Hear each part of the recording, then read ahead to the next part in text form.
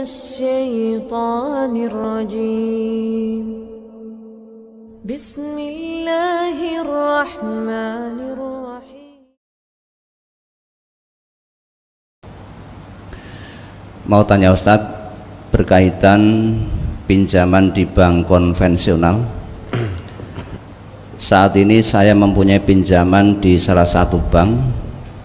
Pinjaman itu saya gunakan untuk menambah modal usaha dan melunasi hutang-hutang yang selama ini belum bisa saya bayar. Saya memilih pinjaman KUR di salah satu bank karena itu memang program yang diperuntukkan untuk membantu para pelaku usaha. Selain itu, dari segi bunga sangat kecil dan saya merasa tidak terbebani, bahkan sebaliknya saya sangat terbantu. Karena dulu saya pernah meminjam di lembaga keuangan berlabel syariah, tapi malah angsuran dan bunganya sangat membebani. Yang ingin saya tanyakan, apakah program KUR yakni kredit usaha rakyat itu termasuk riba? Ya, kalau memang di situ ada bunga itu apa toh? Kita tahu bunga itu kelebihan. Jadi kelebihan pembayaran yang disyaratkan. Ya, kalau memang itu bunga, biar bagaimanapun syariat agama mengatakan melarang untuk melakukan transaksi ribawi. Ya, transaksi ribawi salah satunya adalah kelebihan pembayaran yang disyaratkan, yang kita kenal dengan istilah bunga. Nah, meski bunganya kecil, ya, meskipun kecil, namun di situ ada bunga, berarti ada unsur ribawinya. Nah, kita sudah menjadi konsekuensi sebagai seorang muslim itu kalau mau meminjam di bank, pilih yang syariah, jangan pilih yang konven. Kalau di bank syariah, insya Allah tidak ada bunga. Ya. Di bank syariah, insya Allah tidak ada bunga. Maka sebagai seorang muslim, pilihlah bank syariah. Kita hindari yang namanya riba sekecil apapun bunganya. Nah, kalau tadi disebutkan pinjam uang di bank konven, salah satunya untuk membayar hutang. Nah, ini kan berarti gali lubang tutup lubang, melunasi hutang, nyaur hutang, tetapi hasil dari utang lagi, sehingga hutangnya ya belum selesai. Itu pada dasarnya hutangnya belum selesai juga, karena nyaur hutang di sana dari utang di tempat lain, gali lubang tutup lubang. Nah, kemudian yang untuk menutup itu ternyata di situ ada bunganya. Hati-hati dengan riba. Ya, hati-hati dengan riba. Karena akibatnya tidak main-main. Dunia akhirat. Bahkan Allah ngendika, yang memakan riba la yakumuna illa kama yakumul ladzi yatakhabbatu syaiton minal mas. Coba diingat kembali ayatnya itu, Quran surat Al-Baqarah itu. Ayat 270 berapa itu? Surat Al-Baqarah nomor surat 2 ayat 275. Ya.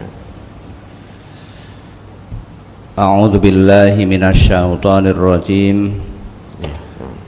Alladzina ya'kuluna ar-riba la yaqumuna illa kama yaqumul ladzi yatakhabbathu asyaitanu minal mas.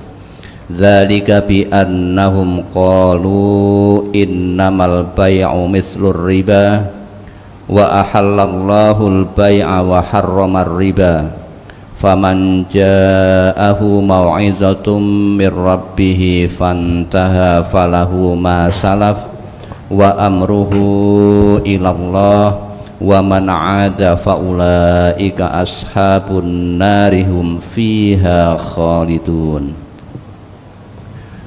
Orang-orang yang makan atau mengambil riba tidak dapat berdiri melainkan seperti berdirinya orang yang kemasukan setan lantaran tekanan penyakit gila.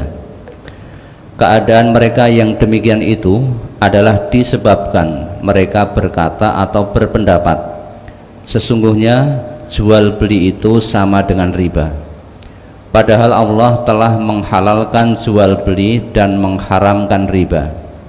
Orang-orang yang telah sampai kepadanya larangan dari Tuhannya lalu terus berhenti dari mengambil riba, maka baginya apa yang telah diambilnya dahulu sebelum datang larangan, dan urusannya terserah kepada Allah. Orang yang mengulangi mengambil riba, maka orang itu adalah penghuni-penghuni neraka, mereka kekal di dalamnya. Ya, setelah kita mengetahui apa yang menjadi ketetapan Allah terkait dengan riba ini, mari kita tanyakan pada nurani kita sebagai seorang mukmin. Kita menjalani kehidupan di dunia ini yang mana hidup ini adalah amanah dari Allah. Kita mau mengikuti ketetapan Allah, ketetapan Rasul, atau kita menjalani hidup ini yang kita ikuti kenyamanan diri kita, keinginan kita. Kalau tadi disampaikan merasa tidak terbebani karena bunganya kecil. Meskipun merasa tidak terbebani, namun tadi disebutkan ada bunga, meskipun bunganya kecil atau banyak, kalau memang ada bunga itu namanya riba.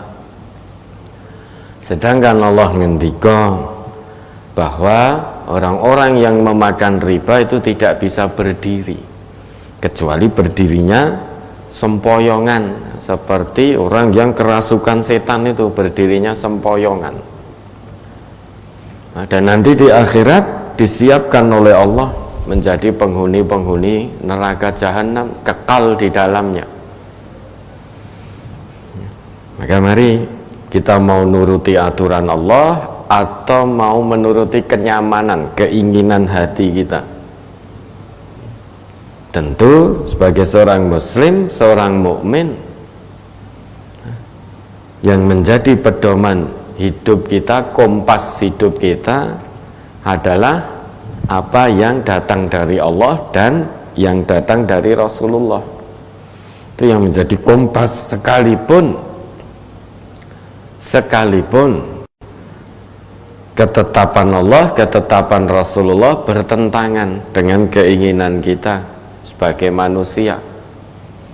Tentu bukan keinginan kita yang diperturutkan, namun kehendak Allah dan Rasul yang kita jalani semaksimalnya.